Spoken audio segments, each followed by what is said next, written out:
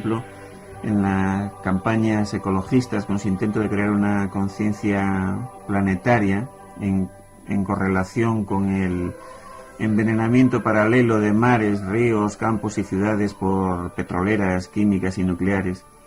Y también en la labor que los políticos profesionales vienen haciendo en pro de una conciencia más universalista. En este sentido, la correlación viene con lo que ya lleva tiempo haciendo el dinero, punto que algo ya hemos tocado.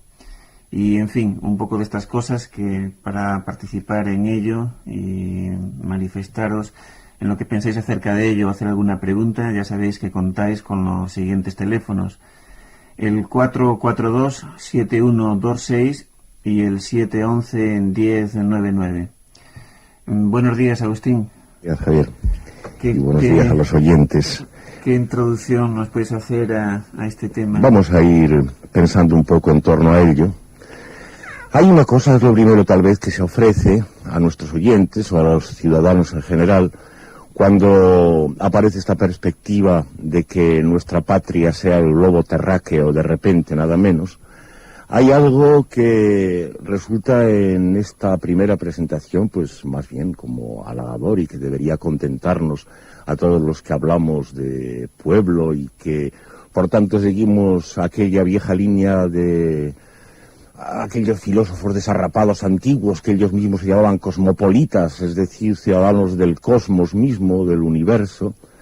Lo mismo que debería contentarnos el otro polo de la evolución, que es esto de las autonomías, los estados tradicionales, España, por ejemplo, desintegrándose aparentemente en, por lo menos, españitas un poco más pequeñas, lo cual, si no es justamente aquel deseo popular de que el Estado desaparezca, podría parecer que va un poco en el camino.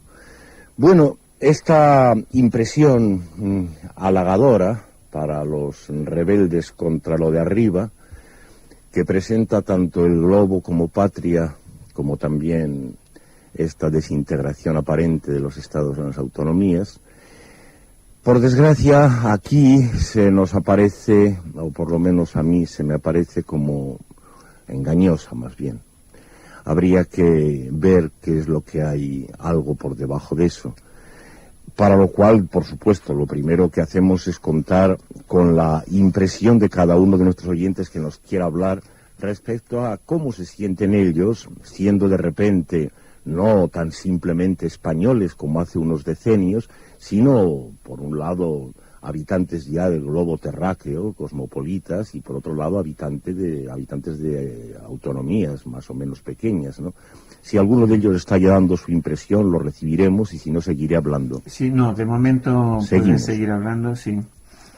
Bueno, la impresión que por mi parte se recibe de falsedad respecto a esto, en primer lugar, se presenta a través de la consideración misma de los nombres.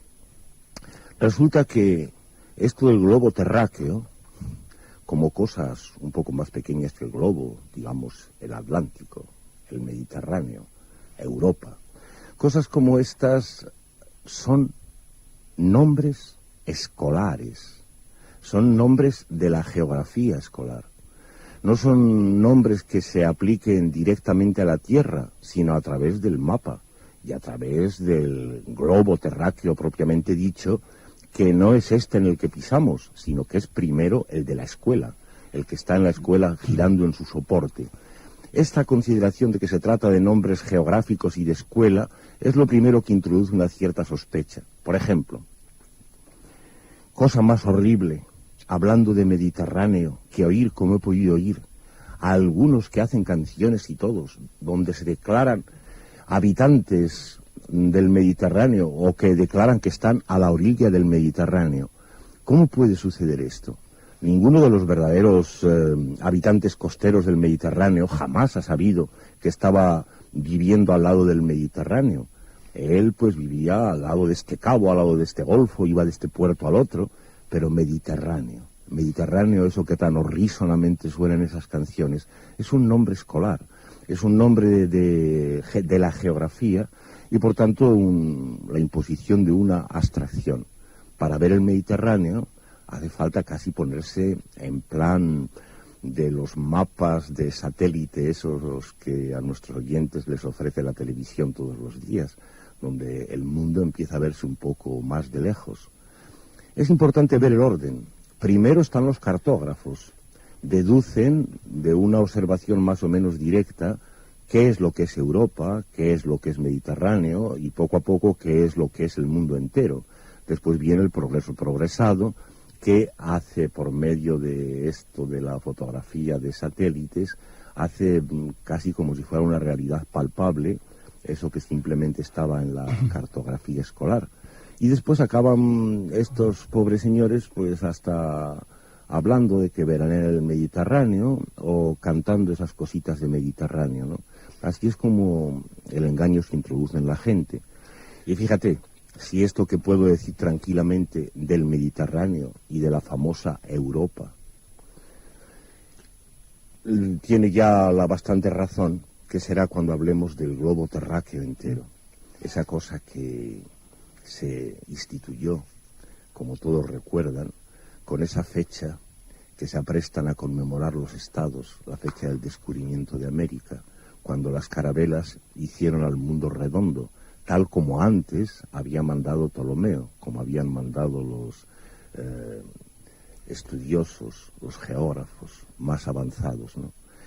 Bueno, esto de que la cosa proceda de ahí, proceda de abstracciones, proceda de entidades primero escolares, primero geográficas, y que solo después se imponga sobre la gente, es uno de los elementos que nos hacen sospechar que ese contento de ser ciudadanos del mundo, de ser cosmopolitas, no es un contento que esté tan justificado como a primera vista parecía. Y no querría que los oyentes olvidaran al mismo tiempo que por el otro extremo los estados parecen en la misma fase de evolución. Presentarnos esta imagen de sí mismos desintegrándose en estados más o menos autónomos, más o menos estados, más o menos pequeños, ¿no? Bueno, sí. No querría hacer más que introducir esta sospecha dentro del contento primero. Voy a esperar por si acaso tienes ahí algún oyente ya dispuesto a hablar. Sí, parece que ya hay una voz que se anima a intervenir. Hola, buenos días. Hola. Hola, ¿qué tal? ¿Qué tal? Soy Juan y llamo de Barcelona. Sí. Y bueno, que yo estoy un poco en contra del planteamiento que ha hecho este señor de buen principio sobre esto del cosmopolitismo y después del traspolarlo a la imagen de las autonomías como una partición de España en pequeñas Españas, ¿no? Y yo lo que quería decir es que precisamente en esta idea del ser cosmopolita se empieza por una aceptación total de todas las culturas existentes dentro del globo, y que lo encuentro terrible que alguien hable como una partición de unas españitas pequeñas, puesto que estamos hablando de unos territorios que no tienen nada que ver culturalmente y hasta históricamente con España, y solo tiene una relación en los últimos 300 o 400 años. Entonces creo que hay que entender esta visión tanto humanista de que todos vivimos en el planeta y tal, como un enfoque de respeto a las culturas, un apoyo a las culturas pequeñas, un intentar aprender de estas culturas que han sobrevivido a pesar de las invasiones o de las manipulaciones que han habido a lo largo de la historia de los centralismos y todo esto, y que con estas culturas pequeñas se puede hacer realmente pues un mundo mucho más grande que no el mundo sometido a 3 o 4 potencias, que vale que el mundo sigue siendo el mismo, pero es más rico con una división cultural, porque así nos da una variedad mayor de formas de ver el mundo. Era solamente esto, ¿no? Que me sabe muy mal que a las alturas que estamos parece que querer ser cosmopolita es apoyar un centralismo, y el ser nacionalista en cuanto a antiguos territorios ocupados, y no hablo solo de Cataluña, País Vasco, sino también Córcega, Palestina y todo eso, sea un poco reaccionario y ir contra lo que se tiende, ¿no? Que es unificarlo todo. O sea, yo digo, sí, vale un mundo sin fronteras, pero un respeto absoluto y total a la historia de los pueblos. ¿Vale? Bien. Era solo esto. Vale, pues muchas gracias. Sí, creo que las opiniones o pareceres son muy interesantes, aunque no logro ver a través de las palabras de nuestro oyente cuál es su actitud sentimental, si él realmente siente todavía alguna satisfacción en esta marcha que llevan las cosas camino del cosmopolitismo, de ser habitantes del globo sin más patrias, y por el camino de eso que él liga con el respeto a las culturas anteriores a las naciones que se han convertido en estados. Pienso que tal vez a él, como a nosotros hasta ahora, esta evolución se le presenta de una manera ambigua en cuanto a reacción sentimental. Uno desearía que fuera así, evidentemente. Por otra parte, sospecha, como antes estaba intentando sugerir, a partir de esa consideración de lo abstracto de los nombres que se emplean, Mediterráneo, Europa, globo terráqueo, sospecha que tal vez no hay tanta verdad en esa desintegración de los viejos estados, ni por tanto tampoco por el otro extremo en ese advenimiento de un nuevo cosmopolitismo. El respeto de las tradiciones y de lo que un poco ominosamente se llama cultura, de los que se llaman pueblos, que habían estado sometidos a los grandes estados, especialmente a los tres grandes estados modernos primeros, España, Francia e Inglaterra. Eso se ofrece también ello mismo, el hablar de pueblos, el hablar de sus culturas y el hablar del respeto a esas culturas, se ofrece a una consideración que puede ser un poco escéptica. En verdad, la unidad pueblo es algo que antes de la creación de los estados puede haber estado ahí, de alguna manera, puede haber sido una realidad. ¿Quién lo puede negar? Al pasar de un valle a otro se podía cambiar de dialecto, incluso de lengua, se podían ver algunas variedades culturales. Y bueno, habría pueblos, pero tal vez con la condición de que los pueblos sean mucho más pequeños geográficamente y en cuanto a población de lo que solemos imaginar. Después viene desde arriba la unificación, la centralización y el establecimiento de fronteras fijas. Todo esto significa la creación de estados. Y aquellos restos de pueblos efectivamente quedan dentro, convertidos tal vez en regiones, en provincias, en divisiones administrativas de los nuevos estados. Cuando ciertas formas de rebelión reclaman el respeto a las culturas de esos pueblos y a las entidades de esos pueblos que han quedado sometidos, probablemente se están sin querer equivocando, porque están aplicando a esa noción de pueblo, le están aplicando límites, definiciones que solo pertenecen a los estados. Y en ese sentido decía yo tristemente que las formas de rebelión vienen solamente a la creación de españitas, es decir, de formas de imitación de los grandes estados anteriores. De la misma manera que, todavía más evidentemente, en África y en otros sitios, la creación de nuevos estados se revela claramente como una copia del modelo que los primeros habían establecido, incluso con el recurso, y esto toca nuestro tema de hoy de una manera central, con el recurso a los meridianos y paralelos como fronteras. Esto lo toca muy de cerca porque antes estaba enunciando la sospecha de que el hecho de que Mediterráneo, Europa, globo terráqueo sean unidades primero escolares y geográficas introduce sospecha respecto a cualquier posibilidad de liberación de pueblos y de pueblo en esos movimientos. Naturalmente, cuando se ve que los paralelos y los meridianos, esas unidades típicamente geográficas y escolares, pueden convertirse en fronteras de pretendidos nuevos estados, la cosa estalla, todo eso que estamos tratando de denunciar. Bueno, la verdad es que estoy hablando todo el rato a lo que me pasa a mí. Es decir, que estoy de corazón contra cualquier forma de Estado y, por tanto, contra cualquier forma de establecimiento de fronteras bien definidas y de centralizaciones. Es decir, sin pedirles permiso a los oyentes, doy por descontado que el corazón del pueblo clama siempre contra esto, que no se siente a gusto con ello. Y entonces es partiendo de esta actitud sentimental, como estaba comentando, bueno, esta pretensión de que ahora ya, en vez de ser españoles, somos europeos por un lado, y por otro lado somos, por ejemplo, riojanos o cántabros o cualquier cosa.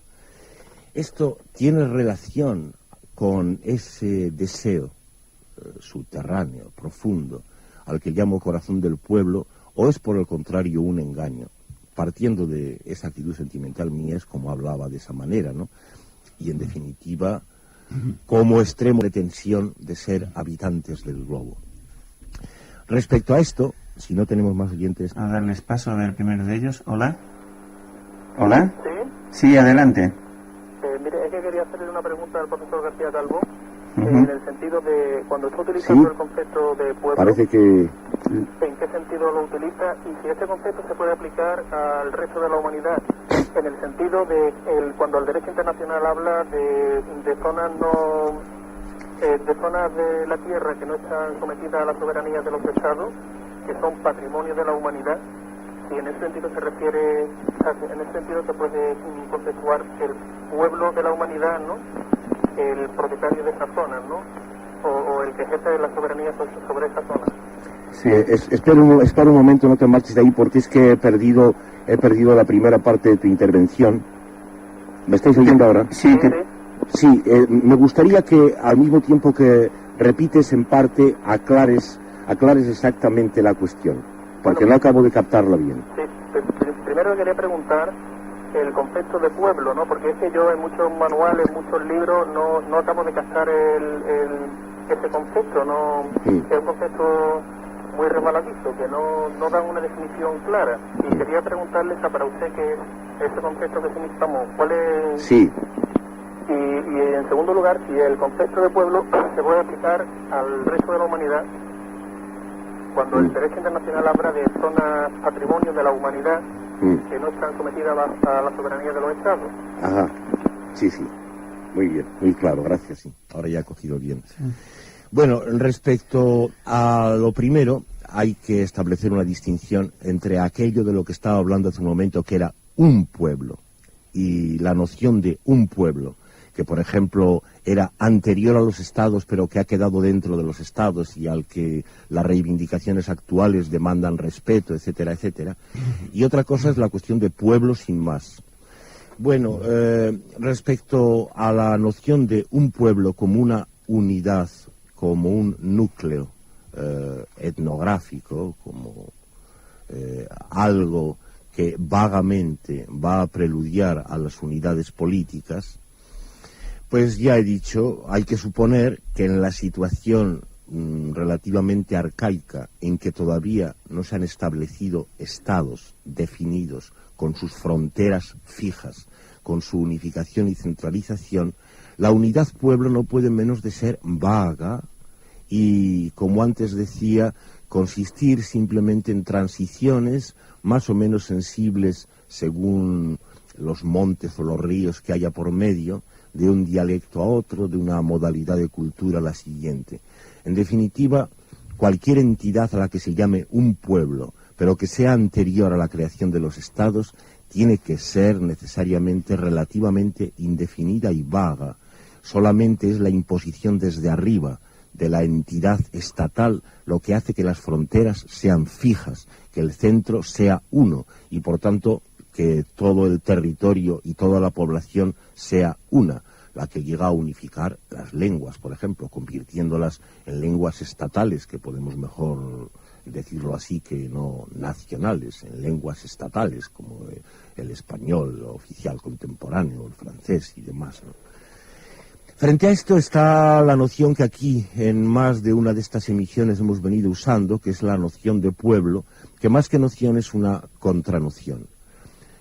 Pueblo, gente, quiere decir, en este caso, no tratándose ya de ninguna clase de entidades o unidades etnográficas, pueblo, gente, quiere decir aquello precisamente que está sometido al Estado y el capital, es decir, que está por debajo de estas entidades abstractas, que puede ser algo vivo, palpitante, algo que no está íntegramente constituido por leyes impuestas desde arriba, sino que pueda conservar algo de eso a lo que aludimos con vida, por ejemplo, algo que viene desde abajo.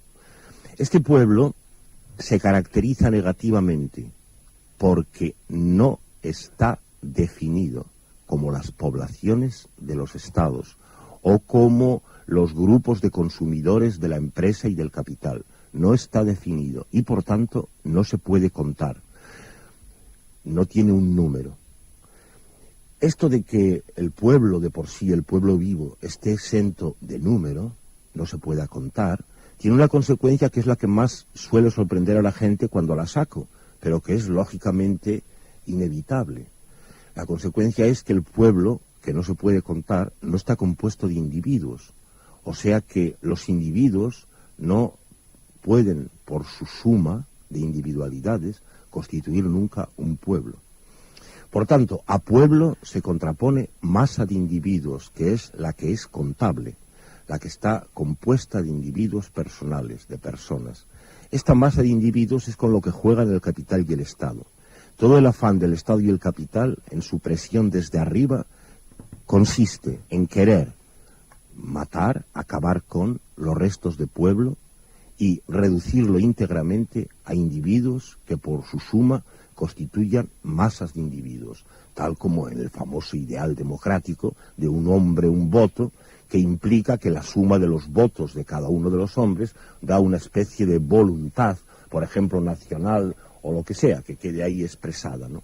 Bueno, esto, aunque haya sido alargarse un poco, creo que tal vez para muchos oyentes sea bienvenido, en cuanto a precisar cómo se emplea esta contranoción de pueblo, que es contranoción en cuanto que la idea fija es la de masa de individuos, población de súbditos de Estado, grupos de consumidores, de empresas y de capital. Esa contranoción de pueblo, que es lo que está por debajo de ello, tal vez todavía vivo, y la relación que pueda tener con esa noción hoy tan falsamente usada incluso en muchos movimientos de rebelión, que es la de un pueblo y la cultura propia de un pueblo y las demás cosas por el estilo, ¿no? No hay que olvidar que en cuanto a las pretensiones autonómicas, una de las consecuencias inmediatas del establecimiento de una autonomía, como por ejemplo aquí en España, es tratar de aprovechar históricamente, sacar de la historia las pretendidas raíces y trazas definitorias del pueblo que viene a constituir esa autonomía. Si se dispone de un dialecto, o mejor todavía de una lengua aparte, tanto mejor, pero se procede inmediatamente a unificar ese dialecto a esa lengua, de forma que siga el mismo camino de las anteriores lenguas nacionales, del español oficial, del francés oficial. Lo importante sobre todo es que para ello se recurre a la historia, lo mismo que al comienzo de esta charla decíamos respecto a la geografía. Es decir, se recurre a cosas escolares, a abstracciones, y son esas las que se utilizan para intentar constituir la traza y la unidad de eso a lo que se llama un pueblo y que en realidad es ya una nación. Bueno, esto nos aleja un poco tal vez del caso extremo que era el del cosmopolitismo y el del habitante del globo terráqueo, sobre el que ahora mismo volveremos si no hay... Sí, hay una llamada. Sí, bueno, quedaba un aspecto de la intervención de este anterior oyente sobre lo del patrimonio de la humanidad, las zonas patrimonio de la humanidad están fuera del control del Estado, supuestamente, dice. Sí, sobre eso volveremos ahora. Vamos a dar paso a la otra voz. Damos paso a la voz y... ¿Hola? Hola, ¿qué tal? Muy bien, ¿cómo estás? Bueno, sí. Mira, que resulta que también lo que pasa es que este pseudo coloquio, al no poder interrumpir a Agustín y tal, he estado tomando unas notas, pero puede que algo se quede en el tintero. Bueno, vamos a ver. Yo creo que los límites o fronteras, como lo queramos llamar, hay dos clases. Unos son los impuestos y otros son los culturales, geográficos, naturales. Los impuestos yo siempre se lo he criticado a los fachas, el hecho de que reivindiquen una nación española y única, libre, tal, todo esto que estas tonterías que se llegan a decir. Bueno, ¿por qué no se reivindica significaba entonces, cuando en tiempos de Carlos, no sé la letra romana ni el número, no recuerdo ahora, pero cuando tenía Francia, Alemania, Filipinas, Cuba, bueno, pues aquello era en aquel entonces también era España, ¿no? Que tengan el valor de reivindicarlo, y por este paso podríamos llegar al inicio de este pseudocoloquio. Podríamos llegar al imperio, si queremos, universal, pero no como dictadura, sino como un ente, pues lo que es cósmico, ¿no? Entonces, esto es un poco también la iniciación a lo que yo quería decir. Existen unos entes que empiezan a formarse por otros individuales, desde uno mismo. O sea, el primer ente para mí importante soy yo. Yo para mí soy Dios, yo para mí soy lo más importante, y a partir de aquí empiezan a formar los otros entes. Después viene el ente de la familia. Pensemos en antiguamente existían las tribus, no dejaba de ser una familia. Después, a partir de ahí viene, hay muchos más, pero los importantes serían el barrio. Por el barrio se puede incluso luchar para hacer una fiesta, luchar para quitar un semáforo en las asociaciones de vecinos, se pueden intentar conseguir tiendas para ese barrio, mesas, etcétera, etcétera. A partir de ahí también estaría el ente del trabajo, de fábrica. Aquí, sobre todo en el sur, se es muy dado a las casetas en las ferias, a hacer casetas como... Oye, digamos, perdona un momentito, ¿tú me oyes bien a mí? Sí, yo te oigo perfectamente. Es que desde que nos has dicho eso de que eras como Dios, te estamos oyendo bastante mal. Vaya.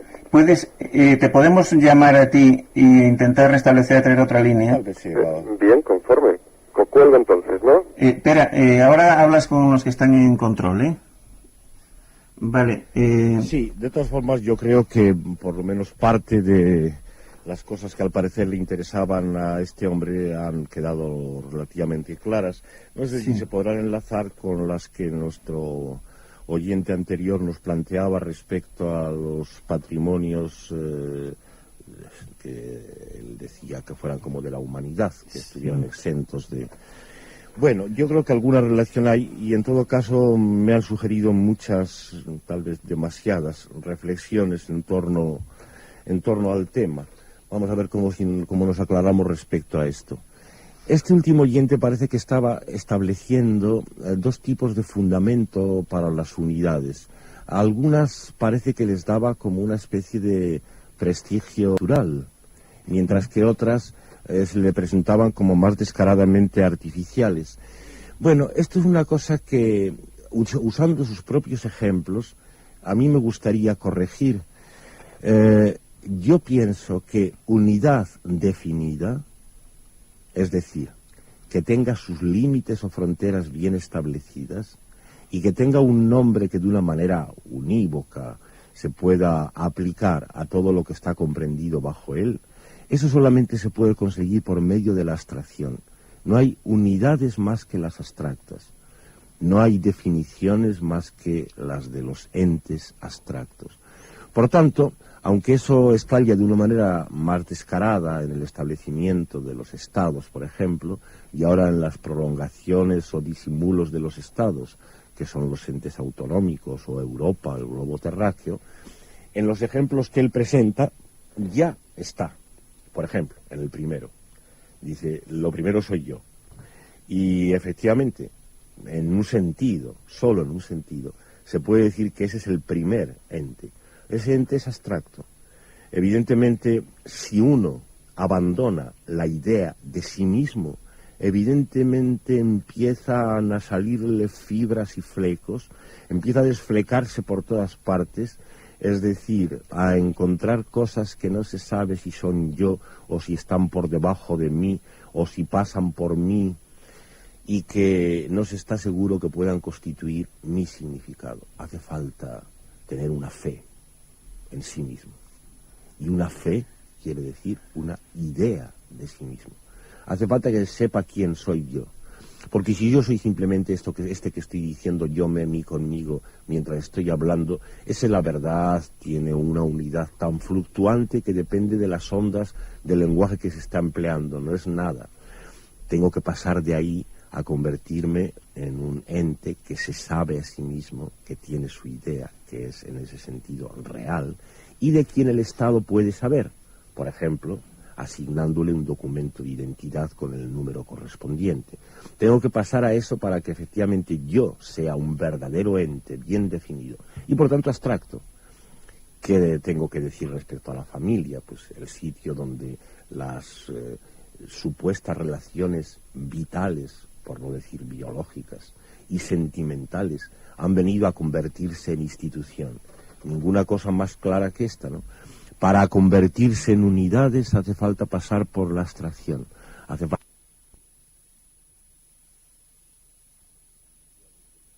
divisiones del Estado, administrativas, divisiones incluso autonómicas con aparente desintegración del Estado, Europa, Mediterráneo, globo terráqueo. Todo eso son necesariamente abstracciones. Aquí estábamos sacando sobre todo algunas que se revelaban como tales por el recurso necesario a la geografía y a la historia, es decir, a las disciplinas escolares. Esto tal vez nos acerca un poco a lo del patrimonio de la humanidad de nuestro oyente anterior. Sí. Ahora es que parece que tenemos de nuevo pues dejemos la voz terminar que había interrumpido. terminar a este último oyente, sí. A ver, Hola, sí, hola. vamos a ver, ¿dónde se había...? Perdona, no sé si me has estado oyendo Sí, este sí, rato. perfectamente, por la radio. Sí. Muy bien, de acuerdo. Dígame si te quedaba algo. Bueno, sí, más o menos estaba desarrollando un poquito los entes estos que tú los has, Agustín, los has desarrollado también un poco Sí. ahora. Por ejemplo, yo, fíjate, cuando tú decías lo del Mediterráneo, yo me estaba recordando también por aquí, hay una, en el Estado español hay otra definición parecida a la del Mediterráneo, que es sur-norte. De Despeñaperros para abajo se suele decir, y de Despeñaperros para arriba es Europa, etcétera, etcétera. Es curioso, ¿no? Sí. Eso quizás hasta no tenga ninguna razón, simplemente es una frontera geográfica, pero después no tiene ninguna razón cultural, ninguna razón práctica. La del Mediterráneo sí, ahí hay una cultura mediterránea, eso es cierto, y hay que reconocerlo. Entonces, bueno, pues esas fronteras también sirven, ¿por qué no van a servir? Las fronteras culturales no están en cierta forma impuestas y es una forma de vida. La cultura del Mediterráneo, la cultura, si quieres, gallega, la cultura, bueno, no vamos a entrar en detalles. Pero yo lo que quería decir, y no sé si se habrá malentendido, es que no hay que estancarse en esas culturas, en esas fronteras ridículas impuestas o naturales no impuestas. Lo que hay que hacer es intentar llegar a más. Y empezando otra vez por lo mismo, o sea, yo ente persona, yo dentro de lo que cabe me puedo planificar, puedo decidir darle una hostia o no a uno, puedo decidir hacer esto o no hacerlo. A partir de ahí tengo que empezar a organizarme, todo eso que hemos desarrollado, fábrica, barrio, nación, y llegar pues al ente cósmico. Había un poema, yo no recuerdo ahora. ¿Se me oye bien? Sí, Perfecto. Sí, Había un poema, yo no recuerdo ahora de quién era ni tampoco, pero la idea sí. Era un poema de los no violentos, y venía a decir que no hay mejor patriota universal que el no violento, que es el que ama, su patria es la patria universal. La idea era esta. Y es cierto, bueno, ahí se pueden poner los no violentos y todos los que queramos. Pero el programa empezó un poco que era lo que se estaba reivindicando desde los sectores ecologistas, verdes, y es cierto, esta gente están abogando por esto, ¿no? Destrucción de misiles, vamos a quitar frentes rusos. Bueno, ahora lo malo que se pueden crear tres frentes importantes, el americano, el europeo y el del este, ¿no? Pero yo no creo que esto tampoco vaya a ser tan grave, pues estamos en esa formación de entes, pero que vamos a intentar que estos tres entes nos unamos también, si puede ser, y aparte el tercermundista lo mismo, serían 4, y entonces, bueno, pues llegaríamos a ese ente mundial.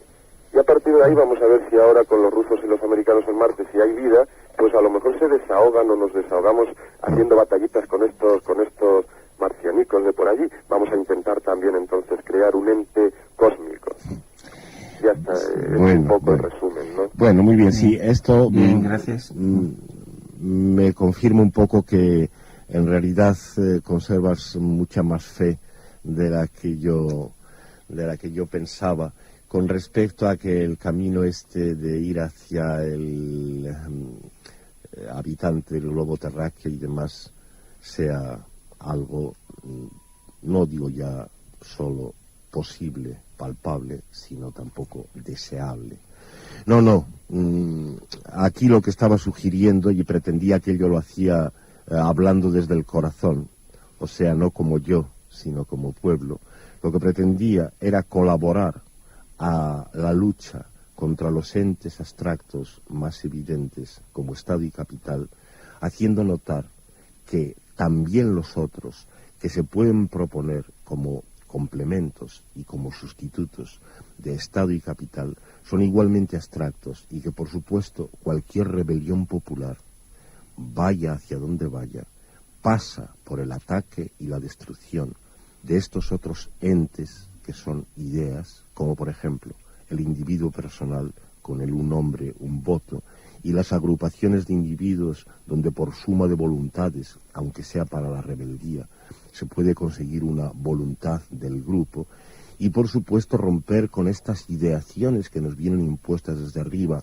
incluso por los mapas de satélite de la televisión, estas ideaciones de un Mediterráneo, de una Europa y de un globo terráqueo, que en definitiva no son más que abstracciones escolares, pero que, como se ha demostrado una y otra vez, son estas abstracciones las principales armas del dominio y de sumisión del pueblo y de los pueblos que no son todavía naciones.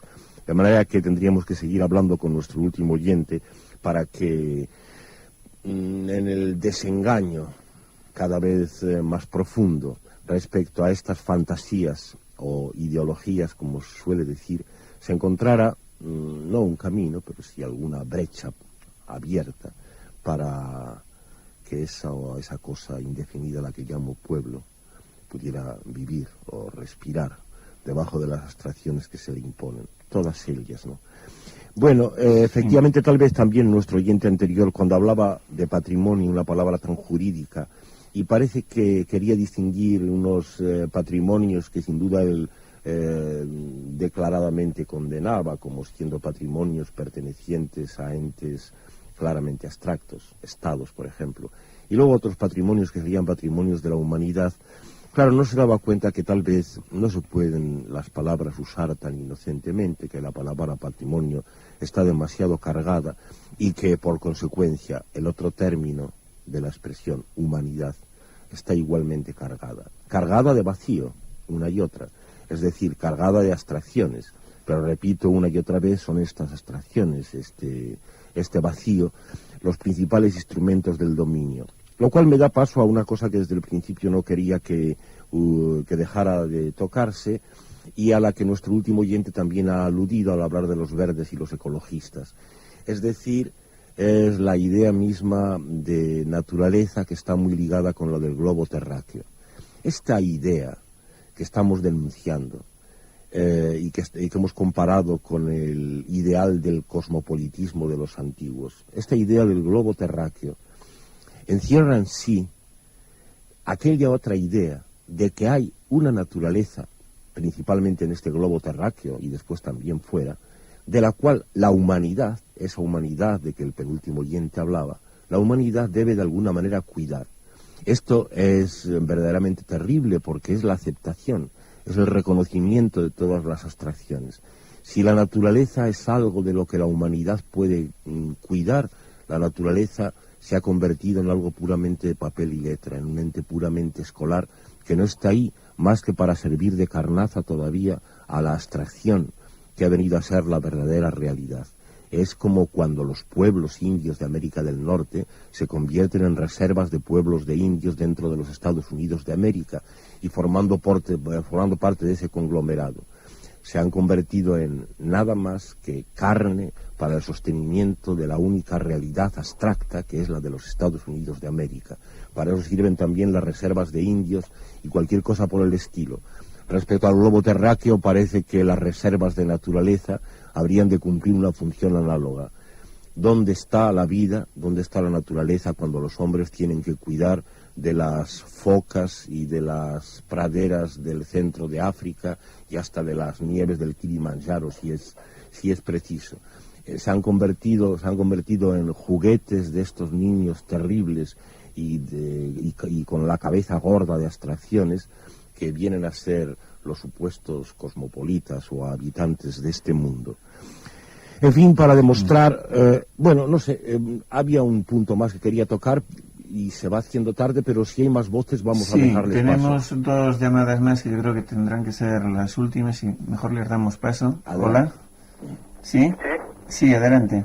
Sí, bueno, primero a ver qué opina de Esperanto y segundo, a ver por qué crees que los oyentes pues siempre cuando llaman suelen decir llamo desde tal sitio. Ya. ¿Vale?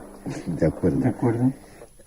Bueno, yo la verdad es que esto de que se diga la localización en la que uno está hablando, yo no lo considero tan dañoso como puede ser la propia relación de pertenencia a una entidad. Hay todavía grandes pasos que dar desde la mera localización hasta la relación de pertenencia, ¿no?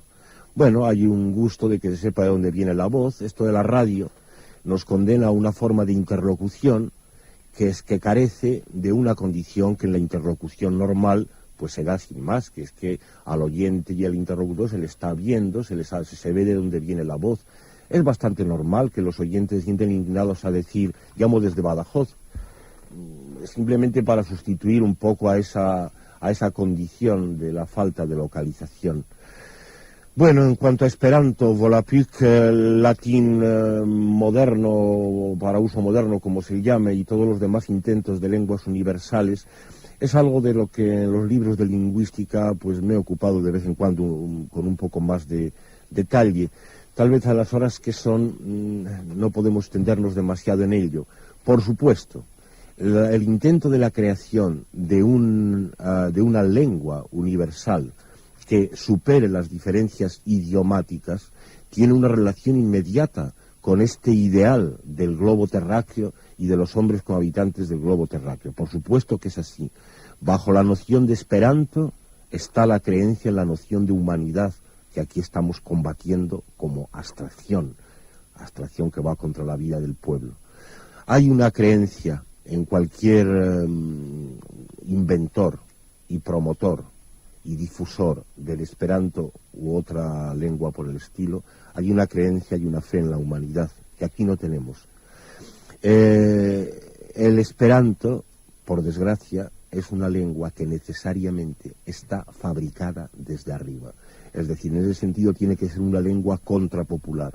Lo mejor que hace es tomar de unas y de otras de las lenguas, no solo idiomáticas, sino hay que decirlo más bien ya estatales, anteriores, tomar algunos elementos y mezclarlos, pero la creación viene desde arriba y la gracia del lenguaje es que el lenguaje corriente es de verdad popular, que no lo ha inventado nadie ni lo ha impuesto desde arriba, que en el lenguaje corriente no manda nadie más que eso a lo que aludimos como pueblo, y que justamente es el que eso a lo que aludimos como pueblo no sea una mera abstracción vacía, se funda en que lo encontramos precisamente en el lenguaje corriente.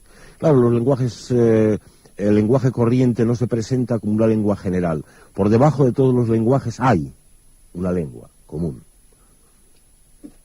No puedo detenerme a razonar mucho este descubrimiento en el que muchos lingüistas están. Por debajo de todos hay una lengua común.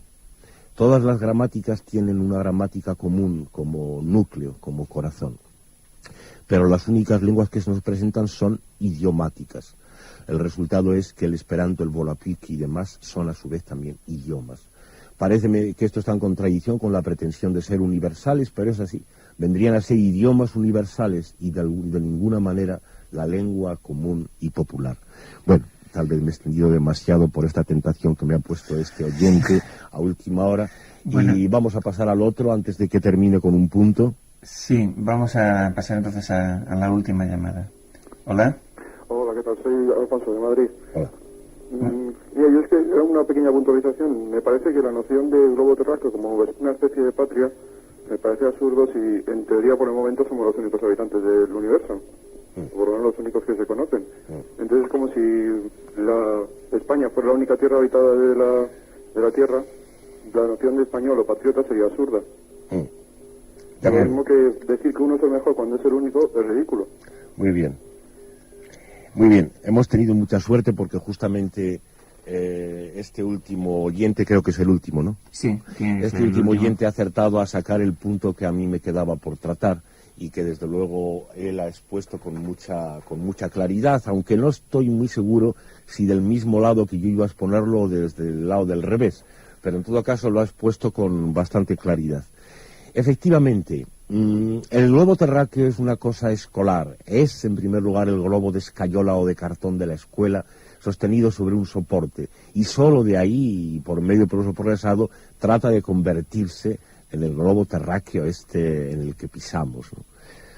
Es decir, trata de convertírsenos este globo en el que pisamos en un verdadero globo terráqueo como el de la escuela, para decirlo con bastante claridad, ¿no? Pero las ficciones escolares y científicas en estos últimos años, a la par, han progresado mucho y nos han desarrollado no ya una idea del globo terráqueo, sino de eso que llaman el universo. Eso que los físicos, si fueran honrados y fueran capaces de hablarle con claridad a la gente, tendrían que confesarles que no saben y que nunca acaban de saber qué es ni cómo es, pero que por medio de la vulgarización y de la ciencia ficción, en cambio se le presenta a la gente como si sí, como si fuera algo que se sabe cómo es y qué características tiene, casi igual que el globo terráqueo mismo, ¿no? Una idea del universo. Y entonces parte de esa idea del universo viene a ser esta estupidez suma, que es la de que nosotros somos los terrícolas, lo cual implica que hay naturalmente habitantes en otros planetas, de otros sitios, y bueno, ¿para qué voy a recordar el espectáculo sangriento de toda la ciencia ficción y de las películas de guerras de galaxias y demás? Ahí la estupidez está ya hasta el extremo. Hasta tal punto se demuestra que esta noción de habitante del globo terráqueo no era liberadora, no era popular, sino que por el contrario era una mera extensión del dominio de las abstracciones de Estado y capital, se revela en este hecho. Se sigue aplicando exactamente al globo terráqueo, en esta imaginería de la ciencia ficción, se le siguen aplicando las mismas normas que regían para las viejas patrias. Son realmente unas patrias, por tanto tienen que defender sus fronteras, tienen que ver si toman la luna como un punto estratégico de apoyo, porque si no vienen los marcianos y se la quitan. Es decir, en lugar de liberarnos de nada, lo único que hacen es extender a este mapa del universo las mismas esclavitudes y estupideces que reinaban en el globo terráqueo y en cada uno de los estados. Este punto era el que quería destacar. Evidentemente, cuando hubiera un pueblo que se levantara y que no quisiera saber nada de patrias, ni las de los estados, ni las del globo terráqueo, entonces, por supuesto, a este pueblo no se le plantearían de ninguna manera imaginerías de ciencia ficción, ni cuestiones respecto a si somos, plural, somos los únicos habitantes del mundo, como vamos a saberlo si el pueblo no se cuenta, o si efectivamente hay planetas habitados, etcétera. Este pueblo habría vuelto a rechazar a los planetas al sitio donde deben estar, es decir, a la escuela, a objetos de investigación científica, sin permitir que de ninguna manera vinieran a invadir la aparente realidad cotidiana, con la consecuencia de que al revés, el sacrosanto cielo queda convertido en el más trivial de los mapas militares. Muy bien, pues con esto nos despedimos.